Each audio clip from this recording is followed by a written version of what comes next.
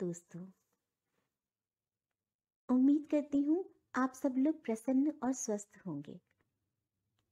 कहानियों के इस सफर में मेरे साथ एक एक करके जुड़ने वाले हर एक नए सहयात्री का दिल से स्वागत है।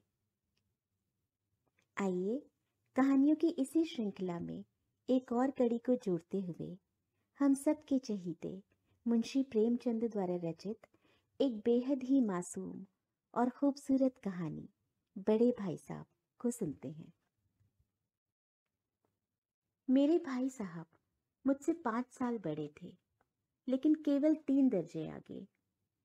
उन्होंने भी उसी उम्र में पढ़ना शुरू किया था जब मैंने शुरू किया था, लेकिन तालीम जैसे महत्व के मामले में वह जल्दबाजी से काम लेना पसंद न करते थे। इस भावना की बुनियाद खूब मजबूत डालना चाहते थे, जिस पर आलीशान महल बन सके।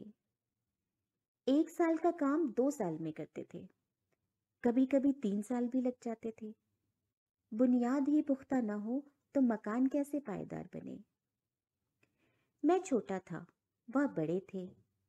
मेरी उम्र 9 साल की थी, वह 14 साल के थे। उन्हें मेरी तंबीह और निगरानी का पूरा और जन्मसिद्ध अधिकार था, और मेरी शालीनता इसी में थी कि मैं उनके हुक्म को कानून समझूं। वह स्वभाव से बड़े अध्ययनशील थे, हरदम किताब खोले बैठे रहते, और शायद दिमाग को आराम देने के लिए कभी कॉपी पर, कभी किताब के हाशियों पर चिड़ियों, कुत्तों, बिल्लियों की तस्वीरें बनाया करते थे। कभी कभी एक ही नाम या शब्द या वाक्य 10-20 बार लिख डालते। कभी एक शेर को बार बार सुंदर अक्षरों में नकल करते। कभी ऐसी शब्द रचना करते जिसमें न कोई अर्थ होता, न कोई सामंजस्य। मसलन एक बार उनकी कॉपी पर मैंने यह इबारत देखी: स्पेशल, अमीना, भाइयों भाइयों, दरअसल, भाई भाई, राधे श्याम, श्रीयुत राधे श्याम। 1 घंटे तक। इसके बाद एक आदमी का चेहरा बना हुआ था, और उनसे पूछने का साहस ना हुआ। वह 9वीं जमात में थे, मैं 5वीं में। उनकी रचनाओं को समझना मेरे लिए छोटा मुंह बड़ी बात थी। मेरा जी पढ़ने में बिल्कुल न लगता था। 1 घंटा भी किताब लेकर बैठना पहाड़ था। मौका पाते ही हॉस्टल से निकल मैदान में आ जाता, और कभी कंकड़ियां उछालता, कभी कागज की तितलियां उड़ाता, और कहीं कोई साथी मिल गया तो पूछना ही क्या। कभी 4 दीवारी पर चढ़कर नीचे कूद रहे हैं, कभी फाटक पर सवार, उसे आगे पीछे चलाते हुए मोटर कार का आनंद उठा रहे हैं। लेकिन कमरे में आते ही भाई साहब का वह रौद्र रूप देखकर प्राण सूख जाते। उनका पहला सवाल यह होता, कहाँ थे? हमेशा यही सवाल इसी ध्वनि में हमेशा पूछा जाता था, और इसका जवाब मेरे पास केवल मौन था। न जाने मेरे मुंह से यह बात क्यों ना निकलती कि जरा बाहर खेल रहा था। मेरा मौन कह देता था कि मुझे अपना अपराध स्वीकार है, और भाई साहब के लिए इसके सिवा और कोई इलाज न था कि स्नेह और रोष से मिले हुए शब्दों में मेरा सत्कार करे। इसी तरह अंग्रेजी पढ़ोगे तो जिंदगी भर पढ़ते रहोगे और हर्फ ना आएगा। अंग्रेजी पढ़ना कोई हंसी खेल नहीं है, जो चाहे पढ़ ले। नहीं 11-11 नत्थु 11 सभी अंग्रेजी के विद्वान हो जाते। यहाँ रात दिन आंखें फोड़नी पड़ती है और खून जलाना पड़ता है, तब कहीं यह विद्या आती है। और आती क्या है? हाँ, कहने को आ जाती है। बड़े बड़े विद्वान भी शुद्ध अंग्रेजी नहीं लिख सकते, बोलना तो दूर रहा। और मैं कहता हूँ, तुम कितने घोंगा हो कि मुझे देखकर भी सबक नहीं लेते। मैं कितनी मेहनत करता हूँ, यह तुम अपनी आंखों से देखते हो। अगर नहीं देखते तो यह तुम्हारी आंखों का कसूर है, तुम्हारी बुद्धि का कसूर है। इतने मेले तमाशे होते हैं, मुझे तुमने कभी देखने जाते देखा है? रोज ही क्रिकेट और हॉकी मैच होते हैं, मैं पास नहीं भटकता, हमेशा पढ़ता रहता हूँ। उस पर भी 1-1 दर्जे में 2-2, 3-3 साल पढ़ा रहता हूँ। फिर भी तुम कैसे आशा करते हो कि यूं ही खेल कूद में वक्त गंवाकर पास हो जाओगे? मुझे तो 2 ही 3 साल लगते हैं, तुम उम्र भर इसी दर्जे में पड़े सड़ते रहोगे। अगर तुम्हें इस तरह उम्र गंवानी है तो बेहतर है घर चले जाओ और मजे से गुल्ली डंडा खेलो। दादा की गाढ़ी कमाई के रुपए क्यों बर्बाद करते हो? मैं यह लताड़ सुनकर आंसू बहाने लगता। जवाब ही क्या था? अपराध तो मैंने किया, लताड़ कौन से है? भाई साहब उपदेश की कला में निपुण थे। ऐसी ऐसी लगती बातें कहते, ऐसे ऐसे सूखती बाण चलाते कि मेरे जिगर के टुकड़े टुकड़े हो जाते और हिम्मत टूट जाती। इस तरह जान तोड़कर मेहनत करने की शक्ति मैं अपने में न पाता था और उस निराशा में जरा देर के लिए मैं सोचने लगता, क्यों न घर चला जाऊं। जो काम मेरे बूते के बाहर है उसमें हाथ डालकर क्यों अपनी जिंदगी खराब करूं। मुझे अपना मूर्ख रहना मंजूर था, लेकिन इतनी मेहनत, मुझे तो चक्कर आ जाता था। लेकिन घंटे 2 घंटे के बाद निराशा के बादल छट जाते और मैं इरादा करता कि आगे से खूब जी लगाकर पढ़ूंगा। चटपट एक टाइम टेबल बना डालता। बिना पहले से नक्शा बनाए, कोई स्कीम तैयार किए बिना काम कैसे शुरू करे। टाइम टेबल में खेल कूद की मत बिल्कुल उड़ जाती। प्रातःकाल उठना, 6 बजे मुंह हाथ धो, नाश्ता कर पढ़ने बैठ जाना। 6 से 8 तक अंग्रेजी, 8 से 9 तक हिसाब, 9 से 9:30 इतिहास, फिर भोजन और स्कूल। 3:30 बजे स्कूल से वापस होकर आधा घंटा आराम, 4 से 5 तक भूगोल, 5 से 6 तक ग्रामर। आधा घंटा हॉस्टल के सामने ही टहलना, 6:30 से 7 तक अंग्रेजी कंपटीशन, फिर भोजन करके 8 से 9 तक अनुवाद, 9 से 10 तक हिंदी, 10 से 11 तक विविध विषय, फिर विश्राम। मगर टाइम टेबल बना लेना एक बात है, उस पर अमल करना दूसरी बात। पहले ही दिन उसकी अवहेलना शुरू हो जाती। मैदान की वह सुखद हरियाली, हवा के हल्के हल्के झोंके, फुटबॉल की तरह उछल कूद, कबड्डी के वह दांव घात, वॉलीबॉल की वो तेजी और फुर्ती मुझे अज्ञात और अनिवार्य रूप से खींच ले जाती और वहां जाते ही मैं सब कुछ भूल जाता। वह जानलेवा टाइम टेबल, आंख फोड़ पुस्तकें किसी को याद न रहती और भाई साहब को नसीहत और फजीहत का अवसर मिल जाता। मैं उनके साये से भागता, उनकी आंखों से दूर रहने की चेष्टा करता, कमरे में इस तरह दबे पांव आता कि उन्हें खबर ना हो। उनकी नजर मेरी ओर उठी और मेरे प्राण निकले। हमेशा सर पर एक नंगी तलवार सी लटकती मालूम होती। फिर भी जैसे मौत और विपत्ति के बीच भी आदमी मोह और माया के बंधन में जकड़ा रहता है, मैं फटकार और घुड़कियां खाकर भी खेल कूद का तिरस्कार न कर सकता। सालाना इम्तिहान हुआ।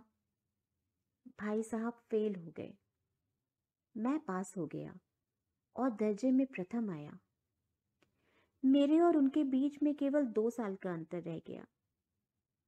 जी में आया भाई साहब को आड़े हाथों लूं। आपकी वह घोर तपस्या कहाँ गई? मुझे देखिए, मजे से खेलता भी रहा और दर्जे में अव्वल भी हूं। लेकिन वह इतने दुखी और उदास थे कि मुझे उनसे मिली हमदर्दी और उनके घाव पर नमक छिड़कने का विचार ही लज्जास्पद लगा। हाँ, अब मुझे अपने ऊपर कुछ अभिमान हुआ और आत्मसम्मान भी बढ़ा। भाई साहब का वह रौब मुझ पर न रहा। आजादी से खेल कूद में शरीक होने लगा। दिल मजबूत था। अगर उन्होंने फिर फजीहत की तो साफ कह दूंगा, आपने अपना खून जलाकर कौन सा तीर मार लिया? मैं तो खेलते कूदते दर्जे में अव्वल आ गया। जवाब से यह हेकड़ी जताने का साहस न होने पर भी मेरे रंग ढंग से साफ जाहिर होता था कि भाई साहब का वह आतंक मुझ पर नहीं है। भाई साहब ने इसे भांप लिया। उनकी सहज बुद्धि बड़ी तीव्र थी और एक दिन जब मैं भोर का सारा समय गुल्ली डंडे की भेंट करके ठीक भोजन के समय लौटा तो भाई साहब ने मानो तलवार खींच ली और मुझ पर टूट पड़े।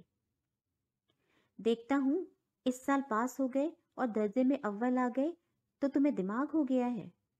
मगर भाईजान, घमंड तो बड़े बड़े का नहीं रहा, तुम्हारी क्या हस्ती है।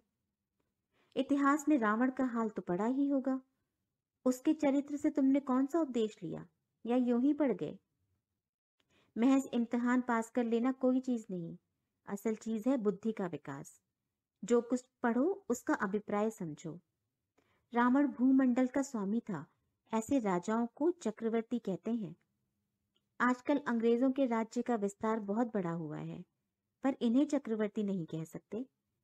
संसार में अनेकों राष्ट्र अंग्रेजों का आधिपत्य स्वीकार नहीं करते हैं, बिल्कुल स्वाधीन है। रावण चक्रवर्ती राजा था, संसार के सभी महीप उसे कर देते थे। बड़े बड़े देवता उसकी गुलामी करते थे, आग और पानी के देवता भी उसके दास थे। मगर उसका अंत क्या हुआ? घमंड ने उसका नामो निशान तक मिटा दिया। उसे कोई एक चुल्लू भर पानी देने वाला भी न बचा। आदमी और जो कुकर्म चाहे करे, पर अभिमान न करे, इतराए नहीं। अभिमान किया और दीन दुनिया दोनों से गया। शैतान का हाल भी पड़ा ही होगा। उसे यह अभिमान हुआ था कि ईश्वर का उससे बढ़कर सच्चा भक्त कोई है ही नहीं। अंत में यह हुआ कि स्वर्ग से नरक में ढकेल दिया गया।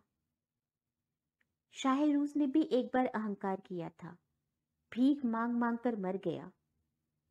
तुमने तो अभी केवल एक दर्जा ही पास किया है, और अभी से तुम्हारा सर फिर गया। तब तो तुम आगे बढ़ चुके। यह समझ लो कि तुम अपनी मेहनत से नहीं पास हुए, अंधे के हाथ बटेर लग गई। मगर बटेर केवल एक बार हाथ लग सकती है, बार बार नहीं लग सकती। कभी कभी गुल्ली डंडे में भी अंधा चोट निशाना पड़ जाता है, इससे कोई सफल खिलाड़ी नहीं हो जाता। सफल खिलाड़ी वह है जिसका कोई निशाना खाली न जाए। मेरे फेल होने पर मत जाओ, मेरे दर्जे में आओगे तो दांतों पसीना आ जाएगा, जब एलजबरा और ज्योमेट्री के लोहे के चने चबाने पड़ेंगे और इंग्लिस्तान का इतिहास पढ़ना पड़ेगा। बादशाहों के नाम याद रखना आसान नहीं, 8 हेनरी ही गुजरे हैं।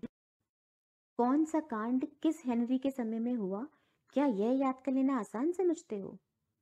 हेनरी 7वें की जगह हेनरी 8वां लिखा और सब नंबर गायब। सफा चट, सिफर भी ना मिलेगा। सिफर भी हो किस ख्याल में? दर्जनों तो जेम्स हुए हैं, दर्जनों विलियम, कौड़ियों चार्ल्स। दिमाग चक्कर खाने लगता है, आंधी रोग हो जाता है। इन अभागों को नाम भी न जुड़ते थे, एक ही नाम के पीछे दोयम सोयम चहारुम पंजुम लगाते चले गए। मुझसे पूछते तो 10 लाख नाम बता देता, और ज्योमेट्री का तो बस खुदा ही पना। आ बा जा की जगह आ जा बा लिख दिया और सारे नंबर कट गए। कोई इन निर्दयी मुमतहिनों से नहीं पूछता कि आखिर आ बा जा और आ जा बा में क्या फर्क है, और व्यर्थ की बात के लिए क्यों छात्रों का खून करते हो। दाल भात रोटी या भात दाल रोटी खाई, इसमें क्या रखा है। मगर इन परीक्षकों को क्या परवाह, वह तो वही देखते हैं जो पुस्तक में लिखा है। चाहते हैं कि लड़के अक्षर अक्षर रट डालें, और इसी रटंत का नाम शिक्षा रख छोड़ा है। और आखिर इन बेसर पैर की बातों को पढ़ने से क्या फायदा। इस रेखा पर वह लंब गिरा दो तो आधार लंब से दुगना होगा। पूछिए, इससे प्रयोजन? दुगना नहीं चौगुना हो जाए, या आधा ही रहे, मेरी बला से। लेकिन परीक्षा में पास होना है तो यह सब खुराफात याद करनी पड़ेगी। कह दिया, समय की पाबंदी पर एक निबंध लिखो जो 4 पन्नों से कम ना हो। अब आप कॉपी सामने खोले, कलम हाथ में लिए, उसके नाम को रोइए। कौन नहीं जानता कि समय की पाबंदी बहुत अच्छी बात है। इससे आदमी के जीवन में संयम आ जाता है, दूसरों का उस पर स्नेह होने लगता है, और उसके कारोबार में उन्नति होती है। लेकिन इस जरा सी बात पर 4 पन्ने कैसे लिखे? जो बात एक वाक्य में कही जा सके, उसे 4 पन्नों में लिखने की क्या जरूरत? मैं तो इसे हिमाकत कहता हूँ। यह तो समय की किफायत नहीं, बल्कि उसका दुरुपयोग है कि व्यर्थ में किसी बात को ठूस दिया जाए। हम चाहते हैं आदमी को जो कुछ कहना हो चटपट कह दे, अपनी राह ले। मगर नहीं, आपको 4 पन्ने रंगने पड़ेंगे, चाहे जैसे लिखिए, और पन्ने भी पूरे फुलस्केप के आकार के। यह छात्रों पर अत्याचार नहीं तो और क्या है। अनर्थ तो यह है कि कहा जाता है संक्षेप में लिखो। समय की पाबंदी पर संक्षेप में एक निबंध लिखो जो 4 पन्नों से कम ना हो। ठीक, संक्षेप में 4 पन्ने हुए? नहीं, शायद 100-200 पन्ने लिखवाते। तेज भी दौड़िए और धीरे धीरे भी। उल्टी बात है या नहीं? बालक भी इतनी सी बात समझ सकता है, लेकिन इन अध्यापकों को इतनी तमीज भी नहीं। उस पर दावा है कि हम अध्यापक हैं। मेरे दर्जे में आओगे लाला तो ये सारे पापड़ बेलने पड़ेंगे और तब आटे दाल का भाव मालूम होगा। इस दर्जे में अव्वल आ गए हो तो जमीन पर पाँव नहीं रखते। इसलिए मेरा कहना मानिए, लाख फेल हो गया हूँ लेकिन तुमसे बड़ा हूँ। संसार का मुझे तुमसे कहीं ज्यादा अनुभव है। जो कुछ कहता हूँ उसे गिरह बांधिए, नहीं पछताइएगा। स्कूल का समय निकट था, नहीं ईश्वर जाने यह उपदेशमाला कब समाप्त होती। भोजन आज मुझे निस्वाद सा लग रहा था। जब पास होने पर यह तिरस्कार हो रहा है तो फेल हो जाने पर शायद प्राण ही ले लिए जाएं। भाई साहब ने अपने दर्जे की पढ़ाई का जो भयंकर चित्र खींचा था उसने मुझे भयभीत कर दिया। स्कूल छोड़कर घर नहीं भागा, यही ताज्जुब है। लेकिन इतने तिरस्कार पर भी पुस्तकों में मेरी अरुचि ज्यों की त्यों बनी रही। खेल कूद का कोई अवसर हाथ से न जाने देता। पढ़ता भी, मगर बहुत कम। बस इतना ही कि रोज का टास्क पूरा हो जाए और दर्जे में जलील ना होना पड़े। अपने ऊपर जो विश्वास पैदा था वह फिर लुप्त हो गया और फिर चोरों का सा जीवन कटने लगा। फिर सालाना इम्तिहान हुआ और कुछ ऐसा संयोग हुआ कि मैं फिर पास हुआ और भाई साहब फेल हो गए। मैंने बहुत मेहनत नहीं की, पर ना जाने कैसे दर्जे में अव्वल आ गया। मुझे खुद अचरज हुआ। भाई साहब ने प्राणांतक परिश्रम किया, कोर्स का एक एक शब्द चाट गए थे। 10 बजे रात तक इधर, 4 बजे भोर से उधर, 6 से 9:30 तक स्कूल जाने से पहले। मुद्रा कांतिहीन हो गई थी, मगर बेचारे फेल हो गए। मुझे उन पर दया आती थी। नतीजा सुनाया गया तो वह रो पड़े और मैं भी रोने लगा। अपने पास होने की खुशी आधी हो गई। मैं भी फेल हो गया होता तो भाई साहब को इतना दुख ना होता, लेकिन विधि की बात कौन टाले। मेरे और भाई साहब के बीच में अब केवल एक दर्जे का अंतर और रह गया। मेरे मन में एक कुटिल भावना उदय हुई कि कहीं भाई साहब एक और साल फेल हो गए तो मैं इनके बराबर हो जाऊं। फिर वह किस आधार पर मेरी फजीहत कर सकेंगे। इसलिए मैंने इस कमीने विचार को दिल से बलपूर्वक निकाल डाला। आखिर वह मुझे मेरे हित के विचार से ही तो डांटते हैं। मुझे इस वक्त अप्रिय लगता है अवश्य, मगर वह शायद उनके उपदेशों का ही असर हो कि मैं दनादन पास हो जाता हूँ, और इतने अच्छे नंबरों से। अब भाई साहब कुछ नर्म पड़ गए थे। कई बार मुझे डांटने का अवसर पाकर भी उन्होंने धीरज से काम लिया। शायद अब वह खुद समझने लगे थे कि मुझे डांटने का अधिकार उन्हें नहीं रहा, या रहा भी तो बहुत कम। मेरी स्वच्छंदता भी बढ़ी। मैं उनकी सहिष्णुता का अनुचित लाभ उठाने लगा। मुझे कुछ ऐसी धारणा हुई कि मैं पास हो ही जाऊंगा, पढ़ूं या ना पढ़ूं। मेरी तकदीर बलवान है। इसलिए भाई साहब के डर से जो थोड़ा बहुत पढ़ लिया करता था वह भी बंद हुआ। मुझे कनकौवे उड़ाने का नया शौक पैदा हो गया था और अब सारा समय पतंगबाजी की ही भेंट होता था। फिर भी मैं भाई साहब का अदब करता था और उनकी नजर बचाकर कनकौवे उड़ाता था। मांझा देना, कन्ने बांधना, पतंग टूर्नामेंट की तैयारियां आदि समस्याएं सब गुप्त रूप से हल की जाती थी। मैं भाई साहब को यह संदेह न करने देना चाहता था कि उनका सम्मान और लिहाज मेरी नजरों में कम हो गया है। एक दिन संध्या समय हॉस्टल से दूर मैं एक कनकौवा लूटने बेतहाशा दौड़ा जा रहा था। आंखें आसमान की ओर थी और मन उस आकाशगामी पथिक की ओर जो मंद गति से झूमता पतन की ओर चला आ रहा था। मानो कोई आत्मा स्वर्ग से निकलकर विरक्त मन से नए संस्कार ग्रहण करने को आ रही हो। बालकों की पूरी सेना लगे और झाड़दार बांस लिए इसका स्वागत करने को दौड़ी आ रही थी। किसी को अपने आगे पीछे की खबर न थी। सभी मानो उस पतंग के साथ ही आकाश में उड़ रहे थे, जहां सब कुछ समतल है, न मोटर कारें हैं, ट्राम, न गाड़ियां। सहसा भाई साहब से मेरी मुठभेड़ हो गई, जो शायद बाजार से लौट रहे थे। उन्होंने वहीं हाथ पकड़ लिया और उग्र भाव से बोले, इन बाजारी लौंडों के साथ ढेले के कनकौवे के लिए दौड़ते तुम्हें शर्म नहीं आती? तुम्हें इसका भी कुछ लिहाज नहीं कि अब नीची जमात में नहीं हो, बल्कि 8वीं जमात में आ गए हो और मुझसे केवल 1 दर्जा नीचे हो। आखिर आदमी को कुछ तो पोजीशन का ख्याल रखना चाहिए। एक जमाना था कि लोग 8वां दर्जा पास करके नायब तहसीलदार हो जाते थे। मैं कितने ही मिडिलचियों को जानता हूँ जो आज अव्वल दर्जे के डिप्टी मजिस्ट्रेट या सुपरिटेंडेंट हैं। कितने ही 8वीं जमात वाले हमारे लीडर और समाचार पत्रों के संपादक हैं। बड़े बड़े विद्वान उनकी मातहती में लगे रहते हैं, और तुम उसी 8वीं दर्जे में आकर बाजारी लौंडों के साथ कनकौवे के लिए लौट रहे हो। मुझे तुम्हारी इस कमअक्ली पर दुख होता है। तुम ज़हीन हो, इसमें कोई शक नहीं, लेकिन वह ज़हन किस काम का जो हमारे आत्मगौरव की हत्या कर डाले। तुम अपने दिल में समझते होगे मैं भाई साहब से महज 1 दर्जा नीचे हूँ और अब उन्हें मुझसे कुछ कहने का हक नहीं। लेकिन यह तुम्हारी गलती है। तुमसे 5 साल बड़ा हूँ, और चाहे आज तुम मेरी ही जमात में आ जाओ, और परीक्षकों का भी यही हाल है, तो निसंदेह अगले साल तुम मेरे समकक्ष हो जाओगे और शायद 1 साल बाद मुझसे आगे भी निकल जाओ। लेकिन मुझ में और तुम में जो 5 साल का अंतर है, उसे तुम क्या, खुदा भी नहीं मिटा सकता। मैं तुमसे 5 साल बड़ा हूँ और हमेशा रहूंगा। मुझे दुनिया का और जिंदगी का जो तजुर्बा है, तुम उसकी बराबरी नहीं कर सकते, चाहे तुम एमए और डीलिट और डीफिल ही क्यों ना हो जाओ। समझ किताबें पढ़ने से नहीं आती, दुनिया देखने से आती है। हमारी अम्मा ने कोई दर्जा पास नहीं किया, और दादा भी शायद 5वीं 6ठी जमात के आगे नहीं पढ़ पाए।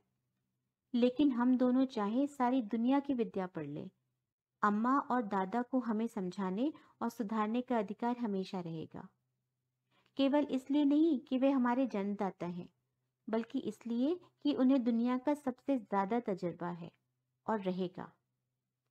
अमेरिका में किस तरह की राज व्यवस्था है, और 8वें हेनरी ने कितने ब्याह किए, और आकाश में कितने नक्षत्र हैं, यह बातें चाहे उन्हें ना मालूम हो, लेकिन हजारों ऐसी बातें हैं जिनका ज्ञान उन्हें हमसे और तुमसे ज्यादा है। दैव ना करे आज मैं बीमार हो जाऊं तो तुम्हारे हाथ पैर फूल जाएं। दादा को तार देने के सिवा तुम्हें और कुछ न सूझेगा। लेकिन तुम्हारी जगह दादा हो तो किसी को तार न दें, न घबराएं, न बदहवास हो। पहले खुद मरज पहचान का इलाज करेंगे, उसमें सफल ना हुए तो किसी डॉक्टर को बुलाएंगे। बीमारी तो खैर बड़ी चीज है, हम तुम तो इतना भी नहीं जानते कि महीने भर का खर्च महीना भर कैसे चले। जो कुछ दादा भेजते हैं उसे हम 20-22 तक खर्च कर डालते हैं, और फिर पैसे पैसे को मोहताज हो जाते हैं। नाश्ता बंद हो जाता है, धोबी और नाई से मुंह चुराने लगते हैं। लेकिन जितना आज हम और तुम खर्च कर रहे हैं, उसके आधे में दादा ने अपनी उम्र का बड़ा भाग इज्जत और नेकनामी के साथ निभाया है, और कुटुंब का पालन किया है, जिसमें सब मिलाकर 9 आदमी थे। अपने हेडमास्टर साहब ही को देखो, एमए है कि नहीं, और यहाँ के एमए नहीं, ऑक्सफोर्ड के। 1000 रुपए पाते हैं, लेकिन उनके घर का इंतजाम कौन करता है? उनकी बूढ़ी माँ। हेडमास्टर साहब की डिग्री यहाँ आकर बेकार हो गई। पहले खुद घर का इंतजाम करते थे, खर्च पूरा ना पड़ता था, कर्जदार रहते थे। जब से उनकी माताजी ने प्रबंध अपने हाथ में लिया है, जैसे घर में लक्ष्मी आ गई है। तो भाईजान, यह गुरूर दिल से निकाल डालो कि तुम मेरे समीप आ गए हो और अब स्वतंत्र हो। मेरे देखते तुम बेराह न चलने पाओगे। अगर तुम यूं न मानोगे तो मैं थप्पड़ दिखाकर इसका प्रयोग भी कर सकता हूँ। मैं जानता हूँ तुम्हें मेरी बातें जहर लग रही हैं। मैं उनकी इस नई युक्ति से नतमस्तक हो गया। मुझे आज सचमुच अपनी लघुता का अनुभव हुआ, और भाई साहब के प्रति मेरे मन में श्रद्धा उत्पन्न हुई। मैंने सजल आंखों से कहा, हरगिज नहीं, आप जो फरमा रहे हैं वो बिल्कुल सच है और आपको उसको कहने का अधिकार है। भाई साहब ने मुझे गले से लगा लिया और बोले, मैं कनकौवे उड़ाने को मना नहीं करता, मेरा भी जी ललचाता है, लेकिन करूं क्या? खुद बेराह चलूं तो तुम्हारी रक्षा कैसे करूं? यह कर्तव्य भी तो मेरे सर है। संयोग से उसी वक्त एक कटा हुआ कनकौआ हमारे ऊपर से गुजरा। उसकी डोर लटक रही थी। लड़कों का एक गोल पीछे पीछे दौड़ रहा था। भाई साहब लंबे हैं ही, उछलकर उसकी डोर पकड़ ली और बेतहाशा हॉस्टल की तरफ दौड़े। मैं पीछे पीछे दौड़ रहा था। तो देखा दोस्तों, कितना प्यारा और मासूम रिश्ता था दोनों भाइयों का। चाहे कुछ हो जाए, बड़े भाई साहब ने छोटे भाई को सही राह दिखाने के अपने कर्तव्य से मुंह ना मोड़ा और छोटे भाई ने भी इस बात का खूब सम्मान किया। इसी के साथ विदा लेती हूँ। फिर मिलूंगी कुछ और ऐसे दिलचस्प किरदारों के साथ। ऐसे ही अपना साथ और प्यार बनाए रखें। चैनल को सब्सक्राइब करें, वीडियो को लाइक एंड शेयर। अपने विचार और सुझाव कमेंट बॉक्स में ज़रूर बताएं। अपना और अपनों का ख्याल रखें। नमस्कार।